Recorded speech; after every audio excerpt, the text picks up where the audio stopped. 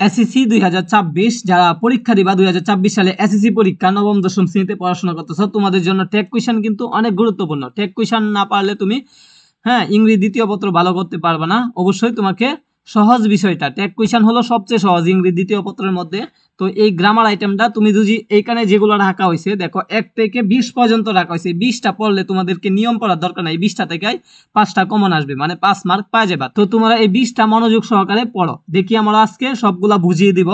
ওকে, 1 নাম্বারটা, the bus is late. কি করছে? বাসটি লেট করছে, তোমাকে এই পর্যন্ত দেওয়া থাকবে। এরপরে ড্যাশটা দেওয়া থাকবে কিন্তু উত্তরটা দেওয়া থাকবে না। এটা উত্তর হলো ইজেন্ট ইট। তো ইজেন্ট ইট তুমি কিভাবে উত্তর করবা, এবং লাস্টে একটা প্রশ্নবোধক দিতেই হবে, মাস্ট বি। মনে রাখবা সব দিন শেষে মাস্ট বি তোমাকে কি করতে হবে? প্রশ্নবোধক চিহ্ন দিতে হবে। একটা শিখে ফেললাম। এরপরে ইজ করতে আসছে, এখানে অক্সিলারি ভার্ব হলো ইজ। প্রথমে আমাদেরকে অক্সিলারি ভার্বটা নিয়ে আসতে হবে। এরপরে এখানে দেখো কোনো নট নাই, নট না থাকলে তুমি বুঝে উত্তরের মধ্যে নট দিবা। আর যদি এখানে নট থাকে তাহলে এখানে নট হবে না, আর দুই না থাকে বেশিরভাগই নট থাকবে না। তো তোমাকে কি করতে হবে? নট যুক্ত করতে হবে অক্সিলারি ভার্বের সাথে। ওকে, তো ইজ এনে নট যোগ করে এরপরে ইট কেন হলো? দি বাস একটি বস্তু, সেই জন্য কি হয়েছে? এনে ইট বসছে, লাস্টে একটা প্রশ্নবোধক চিহ্ন বসবে। পরবর্তী 2 নাম্বারটা দেখি, দা সন ইজ আপ। তো এখানে উত্তর হবে ইজ। ইজ হলো অক্সিলারি ভার্ব, অক্সিলারি ভার্বটা নিয়ে আসলাম। যেহেতু এখানে নট নাই, আমরা বলছি নট না থাকলে ডাইরেক্ট নট যুক্ত করতে হবে। তো ইজেন্ট, এরপরে হি কেন হলো? এখানে দেখো ব্যাখ্যা দেওয়া আছে। সন যেহেতু পুরুষ লিঙ্গ হিসেবে ব্যবহৃত হয়, সেহেতু প্রনাউন হিসেবে হি বসছে। ঠিক আছে, সন মানে পুরুষ, পুরুষ থাকলে হি বসে, আর মেয়ে থাকলে বা মহিলা থাকলে সি বসে, এটা আমরা জানি। দা মুন ইজ নট, এখানে নট যুক্ত আছে, তাহলে আমার উত্তরের সময় নট দিব না। ভিজিবল দিস নাইট, তো এখানে উত্তর করার সময় প্রথমে অক্সিলারি ভার্বটা নিয়ে আসবো ইজ, যেহেতু নট আছে নট হবে না। আর সি কেন বসছে? সি বসছে দা মুন, একটা যেহেতু স্ত্রীলিঙ্গ বুঝাইছে, সেহেতু আমাকে কি করতে হবে? সি বসাতে হবে, লাস্টে একটা প্রশ্নবোধক দিয়া দিব, উত্তর হয়ে গেছে। এরপরে দেখি 4 number, we are very tired now. সে এখন অনেক ক্লান্ত, খুবই ক্লান্ত। তো আমরা আর এখানে অক্সিলারি ভার্ব আরটা নিয়ে আসবো, যেহেতু এখানে কোনো নেগেটিভ দেখতে পারি নাই, তো আর এর সাথে কি করব? নট যুক্ত করব। অ্যান্টি যুক্ত করলে নট যুক্ত হয়ে যায়। এরপরে উই নিয়ে আসবো, লাস্টে একটা প্রশ্নবোধক চিহ্ন দিয়ে দিব। তো অনেক সহজ এগুলা। এরপরে দেখি ইউ হ্যাভ ডান ওয়েল। তো এখানে উত্তর করার সময় আমাকে কি করতে হবে? হ্যাভ নিয়ে আসতে হবে, যেহেতু হ্যাভ এর সাথে নট নাই, নট যুক্ত করতে হবে। এরপরে ইউ নিয়ে আসতে হবে এখানে। এরপরে সি কেম ইজিলি, তো সি কেম ইজিলি, তো আমাকে এখানে বুঝতে হবে সাবজেক্ট হলো সি, কেম হলো ভার্বের বি টু। তো ভার্বের বি টু থাকলে কি হয়? যদি ভার্বের বি ওয়ান থাকে তাহলে হবে ডো ডাস, আর ভার্বের বি টু থাকলে মানে ভার্বের ফার্স্ট ফর্ম থাকলে কি হবে? তোমাকে ডিড আনতে হবে। তো এখানে নট নাই, ডিড এনে নট যুক্ত করতে হবে। এরপরে সি এখানে বসে লাস্টে প্রশ্নবোধক চিহ্ন দিতে হবে। এরপরে রুনা উইল ডান্স, তো এখানে উইল যেহেতু আছে সেই জন্য হবে উইন্ট। তারপরে রুনা একজন মহিলা, সেই জন্য বসবে সি।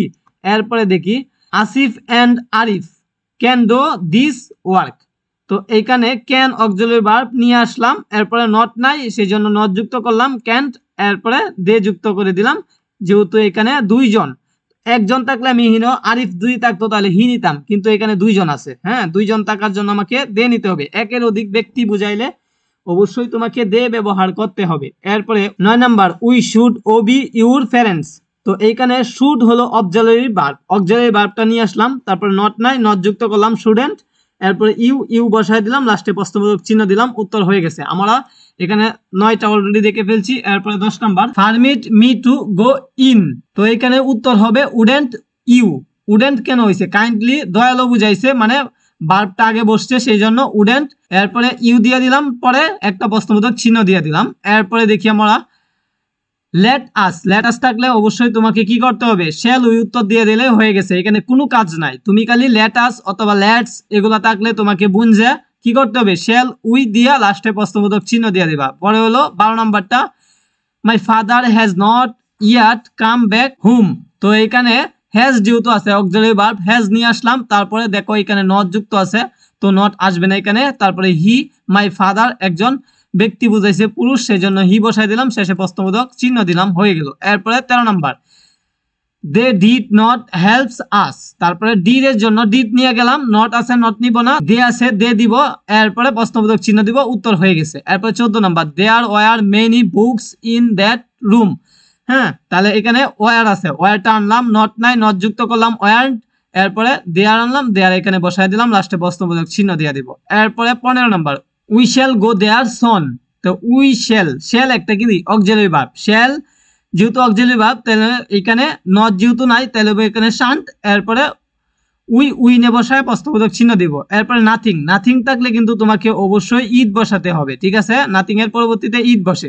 এরপরে ক্যান, হ্যাঁ ক্যান যেহেতু আছে অক্সিলারি ভার্ব ক্যান নিব, এরপরে নট যুক্ত থাকলে নট বসাবো না। তো নাথিং কিন্তু একটা নেগেটিভ শব্দ, বুঝছো, এই জন্য নেগেটিভ এখানে হয় নাই, তো নাথিং এর জন্য ঈদ বসাবো, উত্তর হয়ে গেছে। I am right, I am right, এখানে এম জগৎ আর বসবে, আরেন্ট, এম থাকলে আর বসে এবং আর থাকলে আর বসে, ঠিক আছে, দুইটা মনে রাখবা। আর নট নাই, নট যুক্ত করে দিব, আরেন্ট পরে আই থাকলে আই বসাই দিলাম, ঠিক আছে, এই যে এখানে লেখা আছে। এরপরে দেখো 18 number, we have seen him, তাই এখানে হ্যাভ অক্সিলারি ভার্ব হ্যাভ নিয়ে আসলাম, নট নাই, নট যুক্ত করে দিলাম, হ্যাভেন্ট, ইউ দিলাম এখানে কেন, ইউ আছে বলে। এরপরে দেখি none, none can solve this problem, তো এইখানে ক্যান অক্সিলারি ভার্ব নিয়ে আসলাম, এইখানে বসাই দিলাম, প্রবলেম কিন্তু নেগেটিভ বুঝাইছে বা নান এখানে নেগেটিভ বুঝাইছে, সেই জন্য নেগেটিভ বসাবো না, ঠিক আছে। এরপরে দে বসাবো, যেহেতু এখানে নান আছে সেই জন্য আমরা দে বসাই দিব। এরপরে I don't know whether they will come or not, হ্যাঁ তাহলে নট আছে তাহলে তোমাকে নেগেটিভ আনতে পারবে না, তো ডো আছে, ডো বসাই দেবো এখানে, এরপরে আই আছে আই বসাই দেবো, লাস্টে প্রশ্নবোধক চিহ্ন দিয়ে দেবো, একবারে উত্তর ক্লিয়ার। তো তোমরা পরবর্তী ভিডিওতে কি চাও তা কমেন্ট বক্সে জানিয়ে দাও, কোন বিষয়ে সাজেশন দিব। সকলকে ধন্যবাদ ভিডিওটি দেখার জন্য।